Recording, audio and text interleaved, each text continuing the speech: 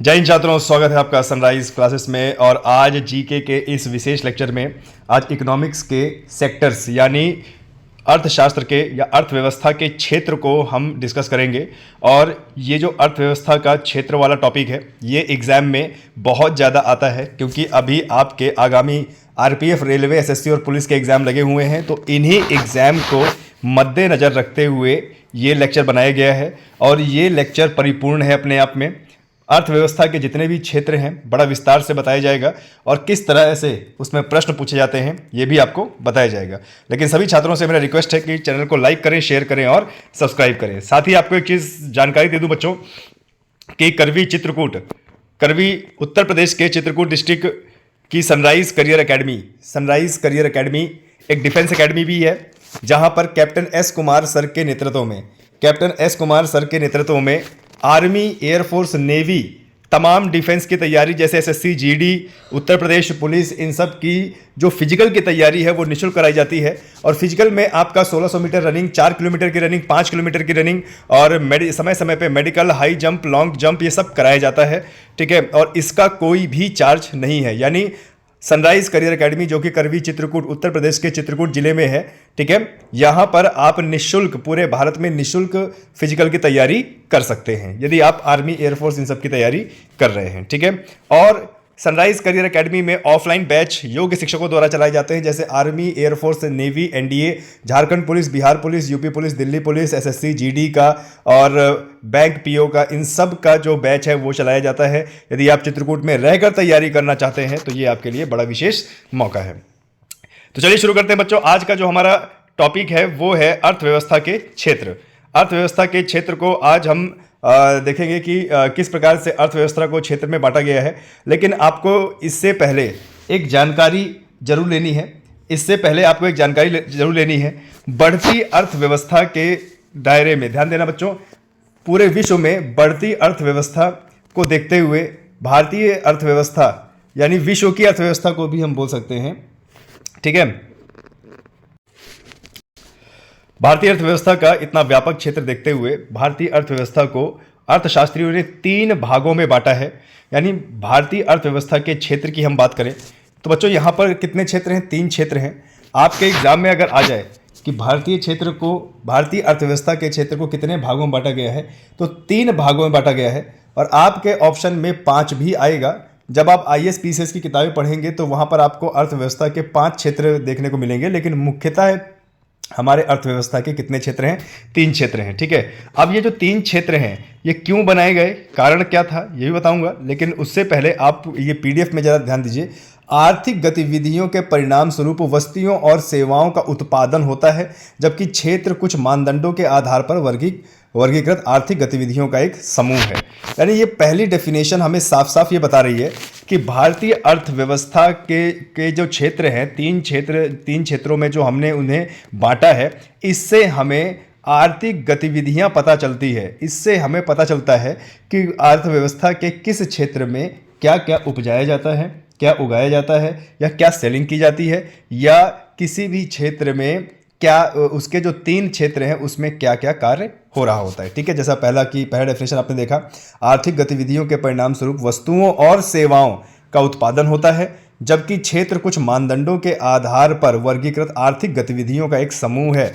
ठीक है, यानी अर्थव्यवस्था के क्षेत्रों से हमें आर्थिक गतिविधियां और आर्थिक कार्य को जानने के लिए हमें नॉलेज होती है। आगे बढ़ते हैं। भारतीय अर्थव्यवस्था को स्वामित्व, कार्य स्थितियों और गतिविधियों की प्रकृति के आधार पर विभिन्न क्षेत्रों में वर्गीकृत किया है। जिस प्रकार से अर्थव्यवस्था में स्वामित्व है, या जिस तरीके से कार्य किए जा रहे हैं, या जिस तरीके से भारतीय अर्थव्यवस्था में आर्थिक कार्यों की गतिविधियां होती हैं, तो इसको अलग अलग क्षेत्रों में बांटा गया है। देख लेते हैं तीसरा पॉइंट। प्रारंभिक सभ्यता के दौरान सभी आर्थिक गतिविधियां प्राथमिक क्षेत्र में थी। खाद्यान्न के अधिशेष उत्पादन के बाद लोगों की अन्य उत्पादों की जरूरत बढ़ गई, जिसके कारण द्वितीयक क्षेत्र का विकास हुआ। ठीक है, ध्यान देना, पहले अर्थव्यवस्था की हर एक गतिविधि प्राथमिक क्षेत्र थी, लेकिन जिस हिसाब से आगे चल के लोगों का उसमें यूज़ और उनकी उत्पादों की ज़रूरत, और आपको बता दें जैसे जैसे प्रोडक्ट और जैसे जैसे उत्पादों की उन्हें ज़रूरत पड़ती गई, उस हिसाब से द्वितीयक क्षेत्र आया। और द्वितीयक क्षेत्र को बच्चों औद्योगिक क्षेत्र भी कहते हैं। जैसे फॉर एग्जांपल मैं आपको एक उदाहरण देना चाहूँगा कि भाई जैसे पहले पहले के ज़माने की हम बात करें, आज से कम 10 से 15 हज़ार साल पहले की बात करें, तो आदमी क्या करता था, सिर्फ कृषि करता था और अनाज उपजाता था, ठीक है, और उसी का सेवन करता था। लेकिन जैसे जैसे मशीनीकरण हुआ, जैसे जैसे और आगे जो है अर्थव्यवस्था बढ़ी, तो आपने देखा, मैं एक फॉर एग्जांपल एक बहुत अच्छा उदाहरण लेता हूँ। जैसे मान लीजिए गेहूं है, तो पहले गेहूं को खाया जाता था, उसका आटा बनाया जाता था। लेकिन आगे चल के लोगों का दिमाग विकसित हुआ, ठीक है, पृथ्वी में और ज़्यादा आधुनिकरण आया, तो लोग क्या करने लगे कि लोग गेहूं का बिस्किट बनाने लगे। अब गेहूं का बिस्किट बनाने के लिए एक इंडस्ट्री यूनिट की ज़रूरत है, तो इंडस्ट्री यूनिट में अब गेहूं का बिस्किट बनने लगा। तो देखो, जब गेहूं को स्वतः वैसे ही खाया जाता था तो वो प्राथमिक क्षेत्र था, लेकिन अब बड़े पैमाने पर गेहूं से बिस्किट बनाया जा रहा है, और जिसमें मशीनों का यूज़ हो रहा है, जिसमें उद्योग का यूज़ हो रहा है, जिसमें इंडस्ट्री का यूज़ हो रहा है, तो इस क्षेत्र को हमने कह दिया क्या, द्वितीयक क्षेत्र, ठीक है। यानी ज़रूरतों के हिसाब से अर्थव्यवस्था के क्षेत्र में बढ़ोतरी हुई, ठीक है। अब जैसे मैं आपको एक चीज़ और बता दूं, जैसे गन्ना है। अब गन्ना है तो गन्ना तो पहले आदमी खेत से निकाल के डायरेक्टली उसको खाता था, लेकिन अब क्या है, गन्ने का जूस निकालना शुरू हो गया, और गन्ने का जूस निकालने के लिए गन्ने की जूस निकालने वाली मशीन बनने लगी। अब मशीन कहाँ बनेगी, मशीन बनेगी इंडस्ट्री में, उसके पार्ट्स कहाँ बनेंगे, इंडस्ट्री में।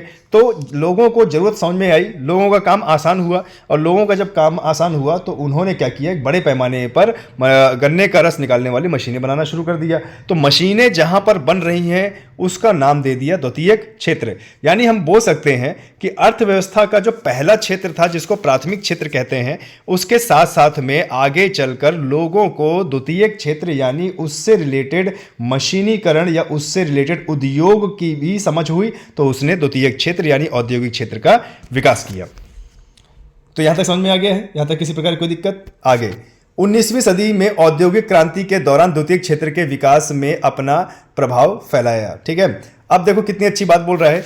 19वीं सदी में जब वैज्ञानिकों ने एक से एक मशीन का निर्माण कर लिया, एक से एक इंजन का आविष्कार कर लिया, तो लोगों के अंदर दिमाग आया, एक प्रोडक्ट से एक ही फसल से, एक ही खाद्यान्न से बहुत सारे प्रोडक्ट बनाए गए, और इतने सारे प्रोडक्ट बनाए गए कि आप यूँ मान के चलिए कि जैसे मशीन की क्रांति आ गई, औद्योगिक क्रांति आ गई, और सभी लोगों का एक मेल मिलाप हो गया प्राथमिक क्रांति से और औद्योगिक क्रांति से। यानी अब कहीं ना कहीं प्राथमिक क्षेत्र तो अपने आप था ही था, लेकिन प्राथमिक क्षेत्र की सबसे बड़ी जरूरत अब औद्योगिक क्षेत्र भी बन गई, या यूं कह लो कि औद्योगिक क्षेत्र की यानी द्वितीय क्षेत्र की सबसे बड़ी जरूरत हो गई प्राथमिक क्षेत्र। दोनों एक दूसरे से लिंक हुए।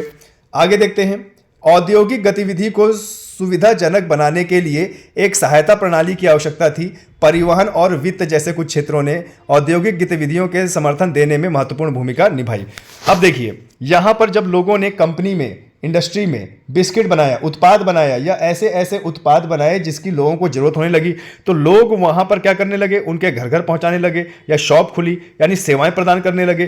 तो द्वितीयक क्षेत्र के साथ साथ लोगों को जरूरत पड़ी तृतीयक क्षेत्र की, जिसको बोला जाता है सेवा क्षेत्र। भाई आपने खेतों से फसल लिया, उसको फैक्ट्री में लेके आए, फैक्ट्री में उसका उत्पाद बनाया, अलग अलग प्रोडक्ट बनाए। अब जरूरी यह था कि उस प्रोडक्ट को बेचा जाए, तो बेचने का मतलब है कि सुविधा प्रदान करना, और जहां सुविधा प्रदान की जाती है वहीं होता है तृतीयक क्षेत्र का विस्तार। यानी द्वितीयक क्षेत्र के साथ साथ कहीं ना कहीं तृतीयक क्षेत्र की भी जरूरत पड़ी, और इस प्रकार से निर्माण हुआ भारतीय अर्थव्यवस्था में 3 क्षेत्रों का।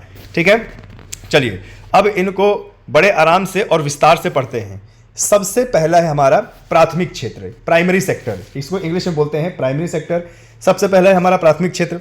अब आप ध्यान दीजिएगा, जिस क्षेत्र में अनाज या कृषि प्रोडक्ट कच्चा होता है, कच्चा, ठीक है, उसी को हम बोलते हैं प्राथमिक क्षेत्र। ठीक है, या फिर आप बोल सकते हो कि अर्थव्यवस्था के प्राथमिक क्षेत्र में प्राकृतिक संसाधनों का सीधे उपयोग करके गतिविधियां की जाती हैं। जैसे भाई आपने क्या किया, आप गए जंगल में गए और जंगल में फल तोड़े और फल तोड़ के उसको खा गए, तो ये गतिविधि आपकी प्राथमिक क्षेत्र की होगी। और ध्यान देना बच्चों, काफ़ी बार एग्जाम में पूछा जाता है प्राथमिक क्षेत्र, द्वितीयक क्षेत्र, तृतीयक क्षेत्र में कौन कौन से कार्य आएंगे।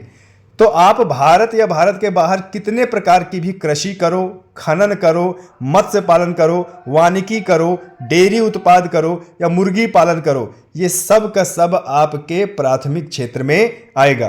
क्योंकि कृषि का जो प्रोडक्ट होता है वो डायरेक्टली आप खेतों से निकाल कर उसे खा सकते हो, खनन का उत्पाद भी इस्तेमाल कर सकते हो, तालाब से मछलियां भी निकाल के खा सकते हो,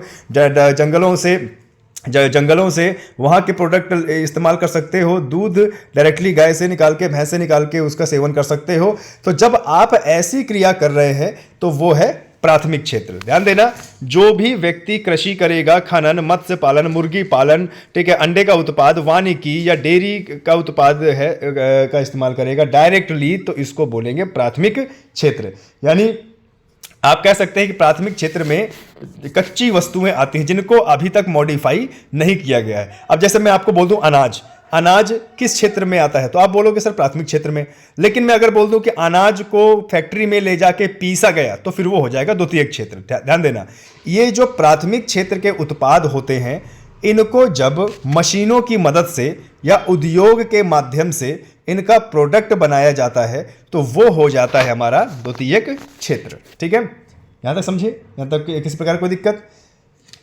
बच्चों, चैनल को लाइक, शेयर, सब्सक्राइब जरूर करते जाइएगा, क्योंकि ये जो टॉपिक मैं पढ़ा रहा हूं, इस टॉपिक से हर एग्जाम में क्वेश्चन बनता ही बनता है। ठीक है, ये ध्यान देना।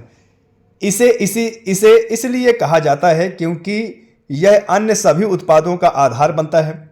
प्राथमिक क्षेत्र को प्राथमिक इसलिए भी कहा जाता है क्योंकि द्वितीयक क्षेत्र में जो भी प्रोडक्ट जाता है वो प्राथमिक क्षेत्र से होकर ही जाता है। अब जैसे मैंने आपको एक उदाहरण दिया था, एक उदाहरण और देता हूं। जैसे डेयरी का मतलब क्या होता है, जैसे दूध प्रोडक्ट। अब दूध खाली पियोगे तो प्राथमिक क्षेत्र है, लेकिन दूध का आपको पनीर बनाना है, ठीक है, दूध का आपको खोआ बनाना है, तो उसको फैक्ट्री में लाना पड़ेगा, और फैक्ट्री में लाना पड़ेगा। अब जरा मुझे बताइए, फैक्ट्री का मतलब उद्योग क्षेत्र होता है। अब उद्योग क्षेत्र में पनीर तो तब बनेगा ना, और बिस्किट तब बनेगा ना, जब आप प्राथमिक क्षेत्र से वो वस्तुएं फैक्ट्री में लाओगे। यानी कहीं ना कहीं द्वितीयक क्षेत्र का सबसे प्राथमिक आधार प्राथमिक क्षेत्र है। इसीलिए कहा जाता है क्योंकि अन्य सभी उत्पादों का आधार बनता है। चूंकि हमें मिलने वाले अधिकांश प्राकृतिक उत्पाद कृषि, डेयरी, वानिकी, मछली पालन से है, इसीलिए इसे कृषि और संबंध क्षेत्र भी कहा जाता है। तो ये चीज बड़ी नोट करने वाली बात है कि कृषि क्षेत्र को प्राथमिक क्षेत्र भी कहा जाता है, या प्राथमिक क्षेत्र को कृषि क्षेत्र भी कहा जाता है। ठीक है, प्राथमिक क्षेत्र को कृषि क्षेत्र भी कहा जाता है। ठीक है, और देखिए, प्राथमिक गतिविधियों में लगे लोगों को उनके काम की बाहरी प्रकृति के कारण रेड कॉलर श्रमिक भी कहा जाता है। ये बहुत इंपॉर्टेंट पॉइंट है, इसको याद रखना। प्राथमिक क्षेत्र में जो भी लोग लीन हैं, या प्राथमिक क्षेत्र का जो भी लोग कार्य कर रहे हैं, ठीक है, ये ध्यान देना, प्राथमिक क्षेत्र का जो भी कार्य कर रहे हैं उनको रेड कॉलर श्रमिक भी कहा जाता है। अर्थव्यवस्था में ऐसे शब्द आते हैं बच्चों, और ऐसे शब्दों का आपको अच्छा खासा रिवीजन होना चाहिए। ठीक है, तो हमने क्या सीखा आज इसमें? प्राथमिक क्षेत्र का मतलब क्या, जहां पे कृषि, खनन और मत्स्य पालन हो रहा है। ठीक है, और प्राथमिक क्षेत्र में लीन लोगों को कौन सा कॉलर जॉब बोलते हैं? रेड कॉलर श्रमिक कहा जाता है। ठीक है, और प्राथमिक क्षेत्र की और क्या मतलब विशेषता होती है?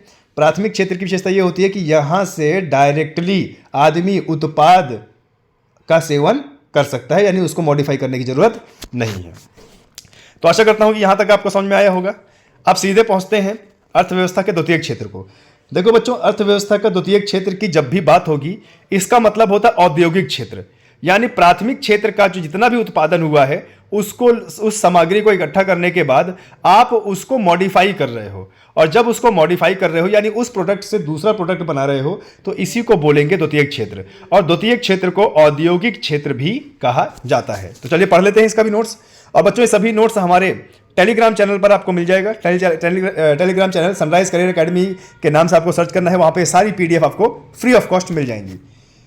इसमें वे उद्योग शामिल हैं, ध्यान देना भाई, द्वितीयक क्षेत्र की बात कर रहे हैं, इसको सेकेंडरी सेक्टर बोला जाता है, इंग्लिश में इसको सेकेंडरी सेक्टर बोला जाता है। इसमें वो उद्योग शामिल हैं जहां प्राथमिक क्षेत्र में उत्पादित प्राकृतिक सामग्री से तैयार उत्पाद बनाए जाते हैं। मतलब द्वितीयक क्षेत्र का जो प्रोडक्ट है वो कैसे बनता है? जब हम प्राथमिक क्षेत्र के उत्पाद को लेते हैं, जैसे मान लो बिस्किट हमें बनाना है, तो बिस्किट हम बनाने के लिए हमें क्या करना पड़ेगा? बिस्किट अगर हमें बनाना है फैक्ट्री में, तो हमें प्राथमिक क्षेत्र से अनाज लेना पड़ेगा। ठीक है, वहां से अनाज लेके आएंगे, तो हम अपनी कंपनी में, इंडस्ट्री में उसको मॉडिफाई करेंगे, उसको पीसेंगे, उसमें चीनी मिलाएंगे, है ना। और चीनी मिलाएंगे तो क्या होगा, फिर वो बिस्किट बनेगा। और जब वो बिस्किट बनेगा तो जहां बनने की प्रक्रिया हो रही है वो फैक्ट्री, द्वितीय क्षेत्र। और जब वह बेचने के लिए जाएगा, बेचने के लिए दुकानों में जाएगा, तब वो तृतीय क्षेत्र हो जाएगा। ठीक है। तो औद्योगिक उत्पादन, सूती कपड़ा, गन्ना उत्पादन गतिविधियां इस क्षेत्र के अंतर्गत आती हैं। ठीक है। गन्ना उत्पादन के मतलब गन्ना के प्रोडक्ट। इसलिए यह देश की अर्थव्यवस्था का वह हिस्सा है जो कच्चे माल का उत्पादन करने के बजाय वस्तुओं का निर्माण करता है। ठीक है। ओके। तो निर्माण कहाँ होगा भाई? निर्माण होगा फैक्ट्री में। चूंकि यह क्षेत्र विभिन्न प्रकार के उद्योगों से जुड़ा है, इसीलिए इसको औद्योगिक क्षेत्र भी कहा जाता है। साफ साफ अर्थव्यवस्था में पूछता है कि अर्थव्यवस्था के किस क्षेत्र को औद्योगिक क्षेत्र कहा जाता है, तो आपका उत्तर होगा सेकेंडरी, यानी दूसरा, द्वितीयक क्षेत्र। ठीक है। द्वितीयक गतिविधियों में लगे लोगों को ब्लू कॉलर श्रमिक कहते हैं। ये पॉइंट नोट किया जाए, अगर किताब में नहीं लिखा तो इसको लिख लीजिए, या आपने अगर नहीं लिखा तो लिख लीजिए। द्वितीयक क्षेत्र में जो आदमी काम करता है, जो आदमी द्वितीयक क्षेत्र में लीन है, उसको बोलते हैं ब्लू कॉलर श्रमिक, ब्लू कॉलर श्रमिक। ठीक है। चलिए, तो हमने देखा प्राथमिक क्षेत्र में अनाज है, और अनाज को हम ले आए द्वितीयक क्षेत्र में, तो फैक्ट्री की मदद से उसको बना दिया बिस्किट। अब क्योंकि उसको बेचना भी तो है, अब जब उसको बेचेंगे तो दुकानों में जाएंगे, घर घर जाएंगे और लोगों को सुविधा पहुंचाएंगे। तो जहां भी सुविधा का नाम आ जाएगा वही होता है हमारा तृतीयक क्षेत्र, और तृतीयक क्षेत्र को सेवा क्षेत्र भी बोलते हैं। लेकिन एक बार थोड़ा सा द्वितीयक क्षेत्र के कुछ उदाहरण देख लेते हैं। ठीक है। अच्छा, एक चीज और यहां पे नोट करने वाली बात यह है, द्वितीयक क्षेत्र को विनिर्माण क्षेत्र भी कहते हैं। तो अगर कहीं लिखा ना हो तो इसको लिख लीजिए, द्वितीयक क्षेत्र को विनिर्माण भी कहते हैं। जैसे भवन का निर्माण, रोड का निर्माण, सड़क का निर्माण, ये सब आता है आपका द्वितीयक क्षेत्र में। ठीक है। और एग्जाम में तो बच्चों डायरेक्टली पूछ लिया करता है, एग्जाम में जो है डायरेक्टली पूछ लिया करता है कि कौन सा प्रोडक्ट या कौन सा कार्य किस क्षेत्र में आता है। तो इसको विनिर्माण क्षेत्र भी कहते हैं, निर्माण क्षेत्र भी कहते हैं। ठीक है। अब ध्यान देना, इसके उदाहरण देख लो, आपके एग्जाम में आ सकता है। बर्तन बनाने वाली छोटी कार्यशालाएं और कारीगर उत्पादन, ये भी किस में आएगा? द्वितीयक क्षेत्र में आएगा। कपड़ा उत्पादन करने वाली मिलें या मशीनें, ये किस में आएगी? इसी क्षेत्र में आएंगी। इस्पात, इसको स्टार लगा लो। काफी बार पूछा जाता है अर्थव्यवस्था के क्षेत्र में कि इस्पात यानी स्टील उत्पादन करने वाली जो मिलें होती हैं या जो फैक्ट्री होती है वह किस क्षेत्र में आती हैं? तो वह विनिर्माण क्षेत्र या द्वितीयक क्षेत्र में आएगी। इस्पात है, रसायन है, प्लास्टिक है, कार बनाने वाली फैक्ट्रियां हैं, ये सब किस में आएगा आपका? ये सब आपका आएगा द्वितीयक क्षेत्र में। इसके बाद खाद्य उत्पादन, जैसे कि शराब बनाने के संयंत्र और खाद्य प्रसंस्करण, ये भी आपका इसमें आएगा। तेल शोधशाला भी किस में आएगा आपका? द्वितीयक क्षेत्र में आएगा। मतलब जहां पर जो प्रोडक्ट बन रहा है वो आएगा आपका द्वितीयक क्षेत्र में। चलिए, अब बढ़ते हैं अपने तृतीयक क्षेत्र में। तो तृतीयक क्षेत्र का एक और नाम है सेवा क्षेत्र। मतलब जहां पर आपको सेवा दी जा रही है, जहां पे आपको सेवा दी जा रही है वही हो जाएगा आपका तृतीयक क्षेत्र। ठीक है। अब जैसे कोई भी प्रोडक्ट बन गया, कोई भी प्रोडक्ट को अब लोगों तक पहुंचाना भी तो है, तो लोगों को पहुंचाने के दो माध्यम होते हैं, या तो दुकान और या तो घर घर जाके पहुंचाना।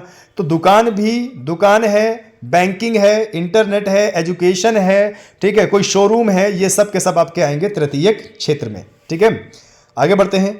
इस क्षेत्र की गतिविधियां प्राथमिक और द्वितीयक क्षेत्रों में विकास में मदद करती हैं, और तृतीयक क्षेत्र में आर्थिक गतिविधियां अपने आप में किसी वस्तु का उत्पादन नहीं करती, बल्कि उत्पादन के लिए सहायता या समर्थन देती है। ध्यान देने वाली बात यहां पे है, क्या है कि तृतीयक क्षेत्र में किसी भी प्रोडक्ट का उत्पादन नहीं होता, लेकिन तृतीयक क्षेत्र द्वितीयक और प्राथमिक क्षेत्र को बढ़ावा देते हैं। कैसे भाई? गेहूं से बिस्किट बना, अब बिस्किट जब तक फैक्ट्री में रखा रहेगा तो फायदा कैसे होगा भाई? बिस्किट को तो बेचना पड़ेगा ना, और बिस्किट को जब बेचेंगे, ठीक है, तो बेचने के लिए हमें तृतीयक क्षेत्र की जरूरत पड़ेगी, बेचेंगे तभी तो उसका लाभ आएगा।